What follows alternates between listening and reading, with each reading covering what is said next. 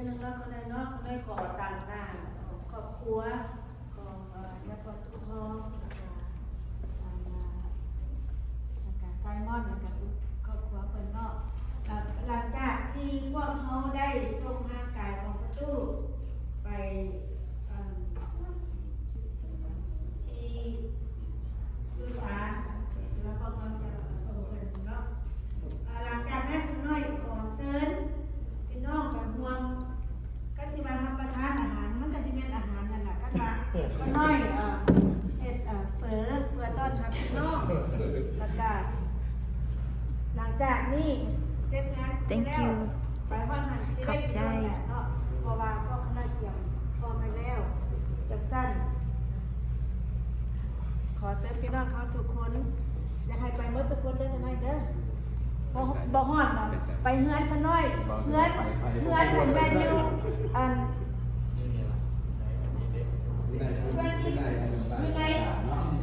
26 is normal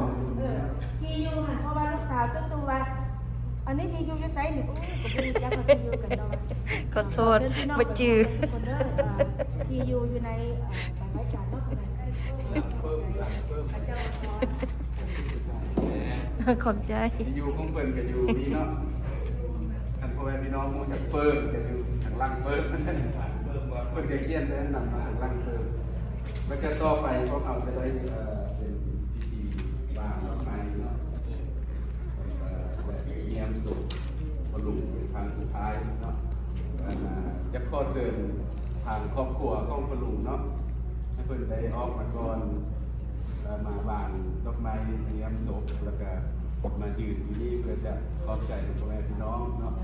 แล้วก็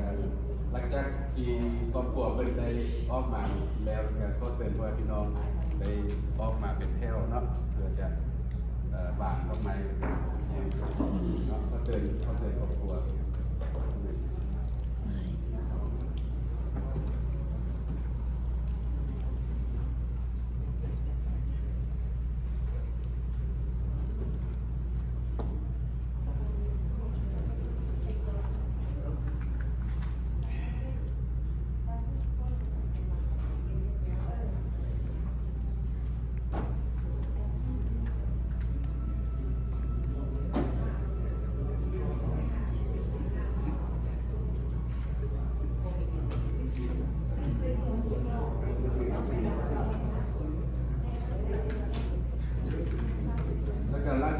หลังจากที่พวกเขาได้เยี่ยมศพของพลุแล้วนะครับพวกเขาที่ได้ไปที่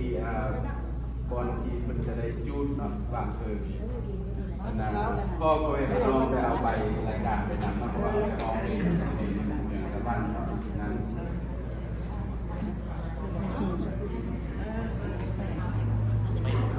อธิษฐานเผื่ออยู่เลยมีความหวังกำลังมีความหวังมือหนึ่งจะได้พอกันอยู่สวรรค์เนาะเลยWe have hope that one day we will see him in heaven. Yeah, thank you. Yeah.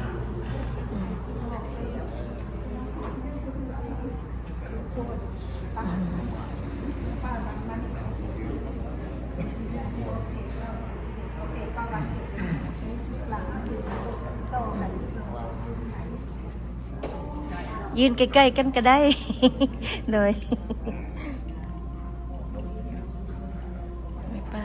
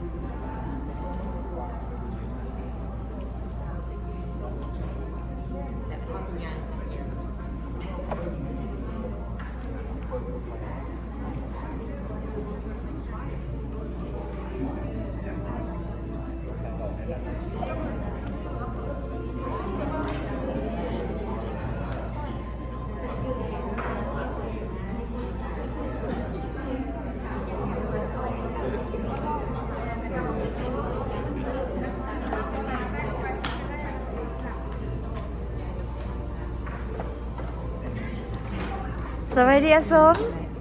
กอดแน่กอดแน่อาสม เป็นไรเอาบ่ได้มาวะโอ้โอเคโอ้โดยโอ้ขอโทษสาว ขอบใจสวัสดีซิสเตอร์ We have hope one day we will see him in heaven.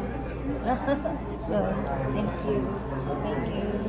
สวัสดีวันนี้จะได้เห็นกันอยู่สวรรค์เนาะ Thank you. สวัสดีอลิก่อนเนี่ย สวัสดีขอบใจเด้อ สวัสดีอาจารย์สม ขอบใจเด้อ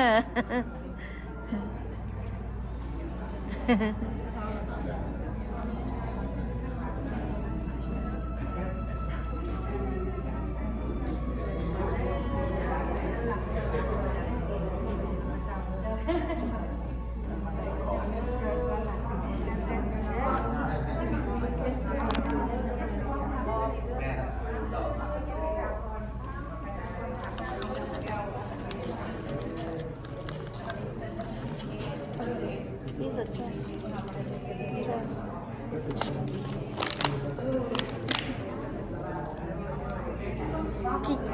Can you hold your water bottle? Thank you.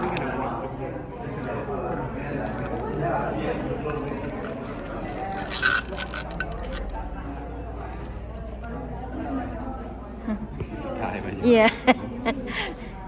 ไปถ่ายรูปให้ถ่ายรูปให้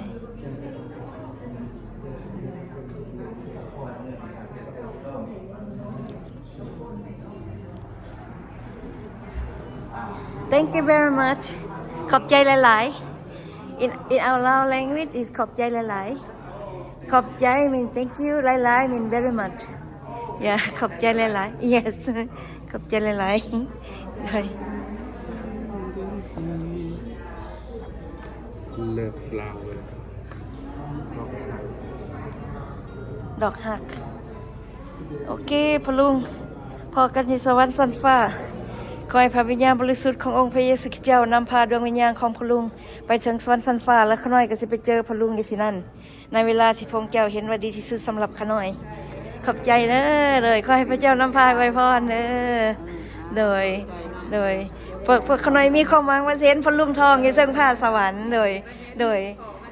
เพราะว่าพวกเฮามนุษย์เป็นลูกของพระเจ้าหมดทุกคนเด้โดยขอบใจเด้อโดยพระเจ้าไว้พรพวกเฮามีความหวังจะเห็นกันอยู่ทางพระสวรรค์เพราะว่าพระเจ้าเพิ่นฮักมนุษย์ทุกคน และพระเจ้ามนุษย์ต้องการพระเจ้าและมนุษย์ต้องการซึ่งกันและกันนั่นน่ะเนาะขอบใจเด้อพระเจ้าเด้อโดยขอบใจหลายๆพอกันใหม่เนาะเดี๋ยวสมสายรูปให้พร้อมวิดีโอพร้อมเด้อนี่เด้อ พอสอนสบายดีสิเมื่อแล้วว่าทางนั้นขอบใจหลายๆ thank you very much ขอบใจ มาทางนอกสบายดี โดยสบายดีก็หน่อยถ่ายวิดีโอสบายดีเอาวีเป็นอะไรคือมายืนอยู่คนเดียวอย่างนี้ อลีได้สินะมาสิถ่ายรูปให้ เอาวีกับอลีเบิ่งเอาโอ้งามได้นี่นะเอา1 2 3ทั้งวิดีโอทั้งรูปได้นี่นะขอบใจหลายๆ ก็ได้ถ่ายวิดีโอกับรูปพร้อมแถวนี้โดยหล่อถ่ายวิดีโอกับรูปพร้อมอันนี้พ่อแม่พี่น้องมาเนาะมาส่งกันสการมื้อนี้ลุงทองเนาะส่งสการลุงทองอยู่ชับพร้อมละไล่มื้อนี้เนาะข้างในก็หล่อถ่ายรูปในวิดีโอเนี่ยได้พ่อพี่น้องกันสบายดีพ่อพี่น้องข้างในถ่ายรูปกับวิดีโอได้นี่ขอบใจโอ้งามเลยวิวนี่งามยามนี่ทางนี้แม่นะจันสมสบายดีโดยไปใส่มืออื่น ส่งสการเด้อ ว่าจักโมงอยู่ใส่ 10 โมงจนหมด บ่10 โมงเหรออยู่บทอาจารย์สมเหรอ ว่าละ โอ้ นอที่สังกัด โอ้10 โมงเช้าบ่ 10 โมงเช้า 10 โมงเช้าขอบใจเด้อที่บอกเด้อบัดแล้วแท็กบอกให้แน่อย่าลืมคันเขาน้อยบ่คันเขาน้อยสบายแล้วเขาน้อยไปคัน มื้อนั้นก็สิบ่ได้ไปบ่สบายมื้อนี้ดีแล้วพระเจ้าซอย เป็นอลเลอร์จีก็เป็นไอกินยาแล้วดีแล้วบัดนี้ ตอนนี้อยู่นอกเนาะถ่ายอยู่นอกอยู่จับโพตะไลอันนี้บอนนี่แมนอันนี้ภาษาลาวว่าพิภาษาเนาะคนลาวว่าพิภาษามอมันแต่ว่าอันภาษาอังกฤษแมน mountain view มีหยังก็ I forgot the name of it อันมีคนลาวหลายคนเนาะกับฟังอยู่ข้างนั้นส่วนนี้ใหญ่ได้บัดนี้เนาะใหญ่อันนี้ก็เป็นไว้ที่น้องกำลังสิอันเอาลุงทองมาเนาะแล้วก็เอาทันได้แล้วใช่ไหมสบายดีไหมจิ๊กมาเห็นดนเลยเป็นไรสบายดีอยู่บ่โอ้ยเป็นไรก็เป็นไอ้ชอบเนี่ยบ่ได้มาปะ บ่ได้มาทางแต่น้ำมู โอ้โอเคนี่ถ่ายรูปไหมล่ะเขาได้ถ่ายเอาวิดีโอไหมล่ะพร้อมทั้งนั้น ถ่ายเอาเชิงสตรีบุรุษ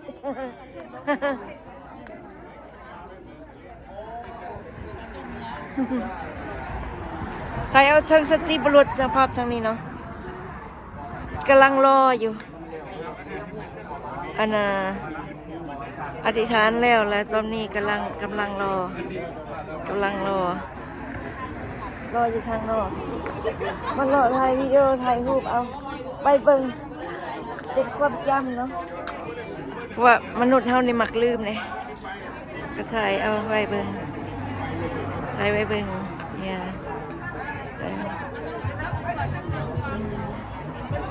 ลุงทอง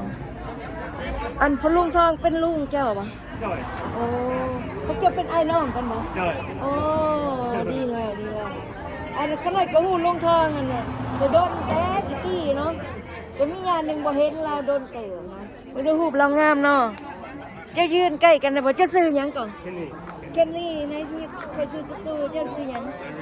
เลรี่วะเคนลี่ก็เลรี่ยิ้มเด้อสิถ่ายรูปให้1 2 3เวลาเขาแชร์น้ำ friend family อยู่ Facebook ได้ปะโอเคขอบใจเด้อโอ้งามหลายขอบใจหลายๆอย่ามาแล้วเหรอมาแล้ววะกำลังแห่ออกมากำลังแห่ออกมาโอ้งามปีกทางให้แน่กรุณาปีกทางให้แน่อาจารย์เจมกรุณาปีกทางให้แน่เพิ่นอยู่ทางหลังหั่นน่ะให้เด้ทางหลังหั่นน่ะเด้อขอบใจ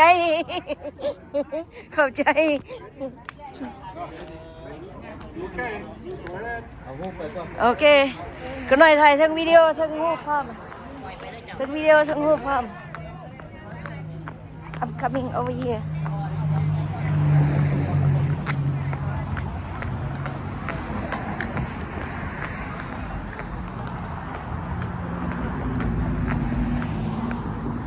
ว้าวเดี๋ยวพวกเรา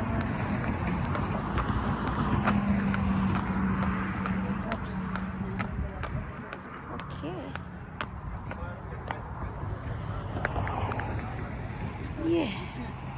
พวกเขาอยู่ Chapel of the Light นะ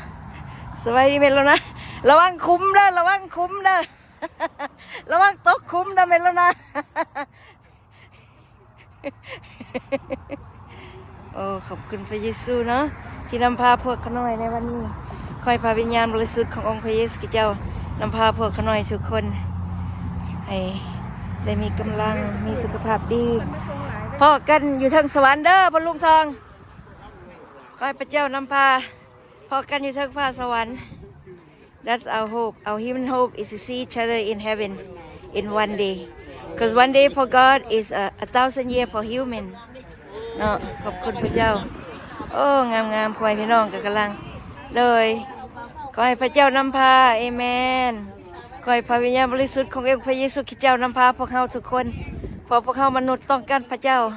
แล้วก็มนุษย์ต้องการซึ่งกันและกันเนาะขอบคุณพระเจ้าโอเคไปต่อ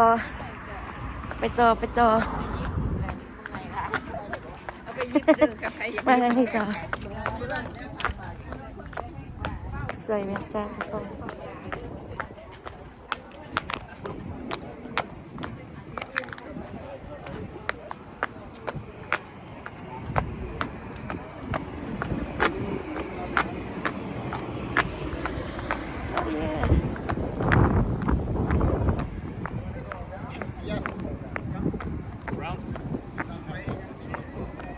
In God we trust.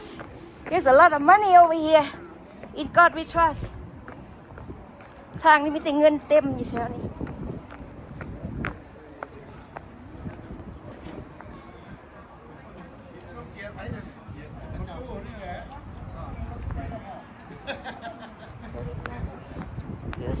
in heaven. He's a really nice man. Say, ขอให้พระเจ้าอวยพรเด้อ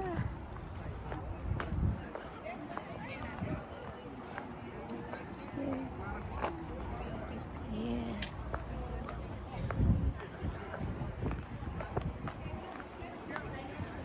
เก็บเอาเงินได้พออยากได้เงินเต็มอยู่เงินเต็มหนทางขอบคุณพระเจ้าสำหรับเงิน Thank God for USA. In God we trust. There's a lot of money all over the street. สบายดีเลยให้เพิ่นเข้ามาเลยนะ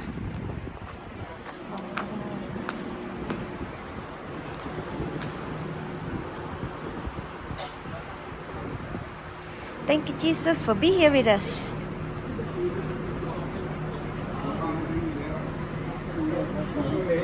Sorry.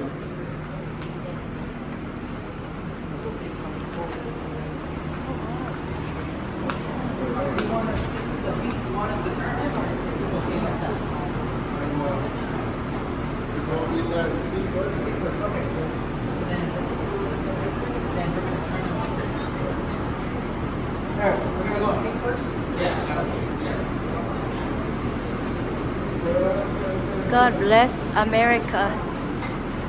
our new homeland, USA. Beautiful American flag is flying. Thank Jesus for bless us, bless our family, bless our neighbor. Thank you, Jesus, for bless my family, me and my neighbor. Who's my neighbor? Everyone is my neighbor. Thank you, Jesus. Yeah. Wow, this is how we do it. We are learning something new today. Really beautiful.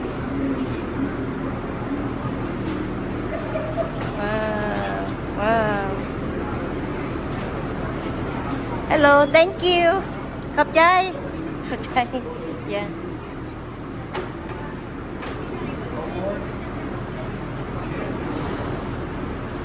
Wow. Thank God for being here with us so close. We can see so close. We learned something.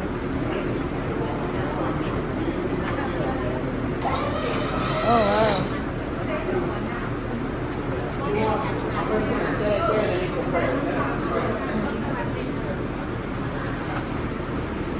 Oh wow.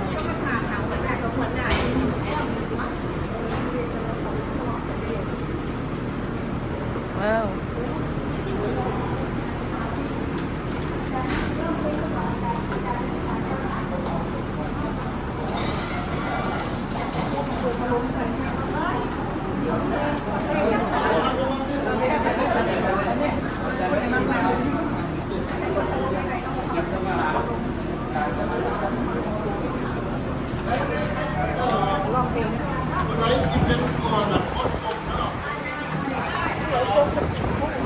Oh yeah. It's really cool. Yes.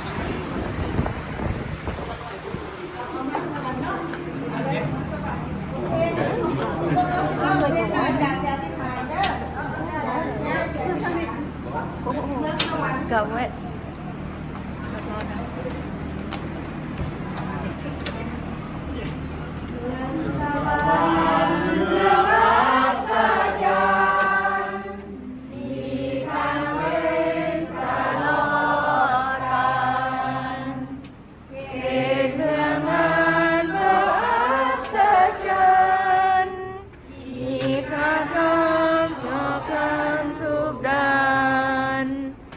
Bye.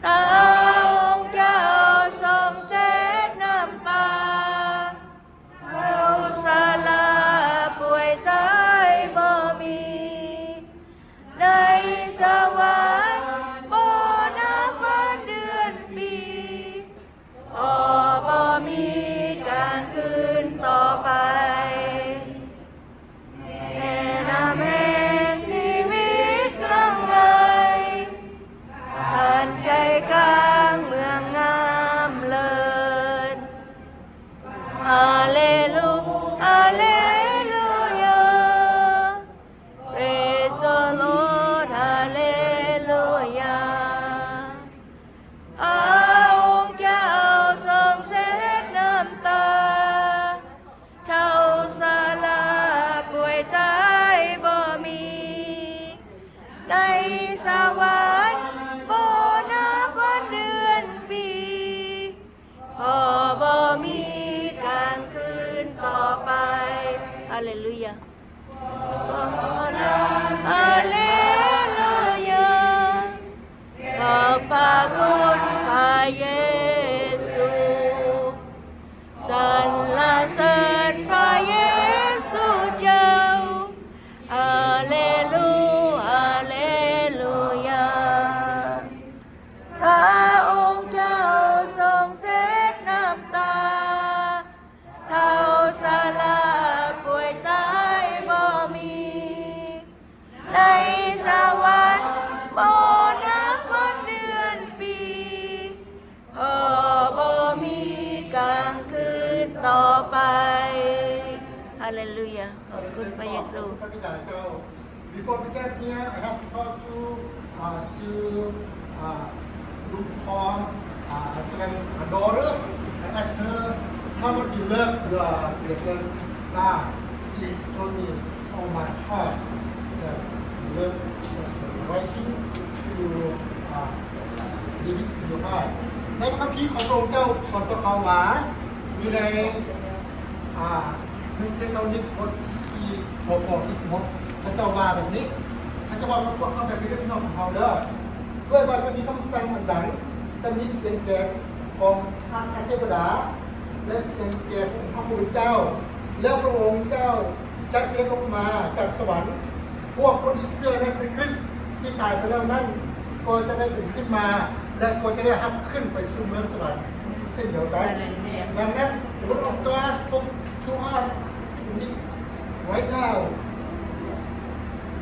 First Thessalonians chapter 4 verse 16 For the Lord himself will descend from heaven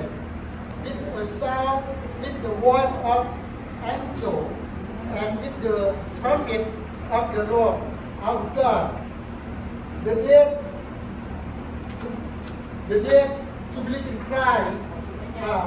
will arise and will pick up to meet Jesus Christ in the air. ดังนั้นพวกเขาจึงบอกได้ว่าคนที่เชื่อในพระองค์เจ้าจะเชื่อในวันก่อนจะเชื่อในวันนี้กับพระเยซูเมื่อเวลาเขาจากโลกนี้ไปเขาก็จะได้ไปอยู่กับพระเจ้าในเมืองฟ้าสวรรค์ เอเมน และในการเที่ยวเองมันได้ตายเพื่อคนนั้นมาจากโลกนี้ไปเพื่อพระเยซูเพื่อเอาพวกเขาไปในค่ำคืนนี้เพื่อเขาควรจะได้ไปอยู่กับพระองค์เจ้าในเมืองสวรรค์ถ้าพระองค์เจ้าเสด็จมาในเวลาต่อไปนี้เขาก็จะได้ไปอยู่เมืองสวรรค์กับพระองค์เจ้าแล้วคนที่พวกหลานทางนั้นพวกหลานก็จะได้เห็นดังนั้นพอจะฆ่าอยู่ที่โรมชัปเตอร์10 บท 8ได้บอกว่า Who died with Christ shall alive with Christ when he comes back in this world. Chapter 6 verse 8 he เชื่อ said ในพระเยซูที่ตายกับพระเยซูเมื่อพระเยซูกลับมาพวกคนที่เชื่อในพระองค์ก็จะได้อยู่กับพระองค์ในเมืองสวรรค์ลุงพร้อมเป็นดีแล้วเป็นไปรอคอยอยู่กับพระองค์เจ้าในเมืองสวรรค์และในอนาคตเมื่อเวลาพระเยซูกลับมาเพื่อนก็จะกลับมากับพระเยซูแล้วเขาทั้งหลายก็จะได้ไปด้วยพระเยซูแล้วก็จะเห็นลุงพร้อมมีร่างกายใหม่พวกเขาพวกแกคนมีสภาพเป็นแบบนี้แต่ร่างกายของเทวดา New body in heaven yes God hallelujah We human need God we human need each other yes and we have hope one day we will see each other in heaven in the Holy Spirit of the Lord Jesus Christ hallelujah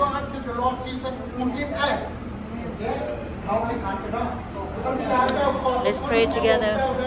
ทรงสัญญาให้เกี่ยวกับพระด้วยลูกพร้อมได้เข้าสู่วัฏญาราศีของพระองค์เจ้าแล้วดังนั้นพระองค์จึงบริการคนพอลูกพร้อมได้ไปอยู่ก้อนที่พระองค์จะได้ทรงสัญญานั้นดังนั้นร่างกายพอที่จะจังไหน We'll see you again one day because one day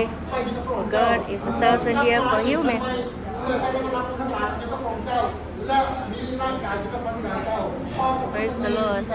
Thank God for your love Thank you Lord Jesus for being here with us You can be everywhere and around the world at the same time May the glory be all to you Lord Jesus today, tomorrow and forever Amen We pray Amen Amen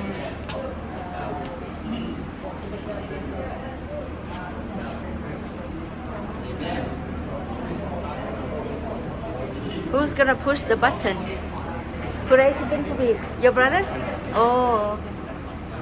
Let's see your brother. Larry and you are Candy and then Larry is me. ดิไอ้ดิก็เจ้าเห็ดขักได้นี่บีบแล้วก็เข่ามัน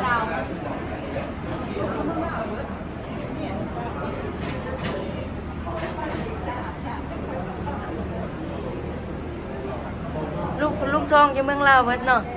น้องไม่ป้าลูกลุงทองอยู่เมืองลาวเวิร์ดเนาะเลยโอ้ผู้หญิงบ่โอ้คอยดวงวิญญาณของคุณลุงทองขึ้นไปถึงฟ้าสวรรค์หาพระเยซูคริสต์เจ้าพวกเขาหน่อยจะได้พ่อคุณลุงอีกในวันหนึ่งเพราะวันหนึ่งของพระเจ้าเป็นพันปีของมนุษย์ในพระนามพระเยซูคริสต์เจ้าพวกเขาหน่อยอธิษฐานเอเมนแล้วเลยดิโอเคพระเจ้าจะเอาหางไกลใหม่ให้อยู่ถึงฟ้าสวรรค์โอเคไปบันนี้พวกเขาไปแล้วบันนี้แล้วเลย ไม่เห็นทุกคนแล้ว เลยขอบใจ thank you very much thank you for everything thank you โอเคไปก็ได้บันนี้ thank you for everything ขอบใจละลายขอบใจละลายมิน thank you very much thank you very much มินขอบใจละลายโอเคขอบใจละลายมาทั้งพี่สิเนาะทั้งพี่เด้อใบเมนทั้งนี้เลยพวกเขาไปทางนี้แม่นเลยอลีไปถึกละหันบ่ได้ลงทางก็เจ้าไปเรื่องเวียกตัวนั้นอันนี้พวกเขาไปออกไปรถโอ้ขอบคุณพระเยซูงามบ่เป็นตาย่านเนาะอลีเนาะสบายดีขอบใจขอบใจปะเนื้อขอบใจโอ้ so beautiful in here remind me of heaven มีแต่ดอกไม้เต็มเนาะอะไรเนาะเมืองฟ้าสวรรค์แห้งงามกว่านี้อันนั้นคิดินอันเมียก็ถนนปูด้วยอันค่ำอันประตูเฮ็ดด้วยไข่มุกขุนมีแต่บอลงามๆอันนี้มันมีแต่บอลงามๆโดย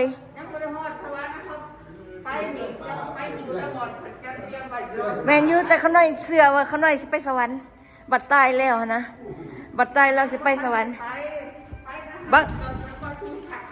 แม่นเลยพระเจ้าสิเปิดปึ้มอันนี้ว่ามีสื่อบอกนะเขาหน่อยเสือว่าเขาหน่อยมีสื่อแล้ว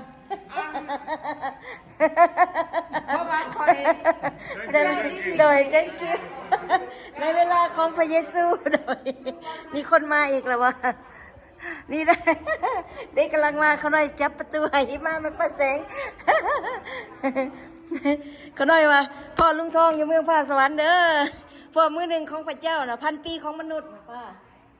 อันนี้แม่นแหละพันปีของมนุษย์พระเจ้ากำลังออกมาเนาะเอาไปเห็นคนโอเคเจ้ากำลังรอกันอยู่โอเคอ่ะพอเขาไปแล้วล่ะ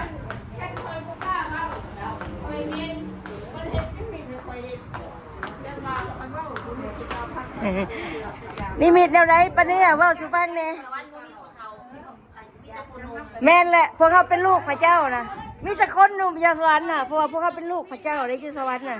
นุ่มตลอดเด้ปะเนี่ยว่าเราเห็นนิมิตพระเจ้าเห็นว่าบ่มีคนเฒ่ามีแต่คนหนุ่มแม่นแท้ๆอยู่สวรรค์พวกเขาเป็นลูกพระเจ้าบ่มีคนเฒ่าอยู่สวรรค์ก็มีแต่คนหนุ่มแท้ๆตัวพวกเขาเป็นลูกพระเจ้าแม่นบ่อาจารย์สมอยู่สวรรค์พวกเขานุ่มแม่นบ่ทุกคนนุ่มมาทุกคนเนาะอาจารย์สุแก้วนุ่มมาเนาะเย้ฮาเลลูยา Thank Jesus for being here with us Amen and Amen Praise the Lord for this beautiful day See you later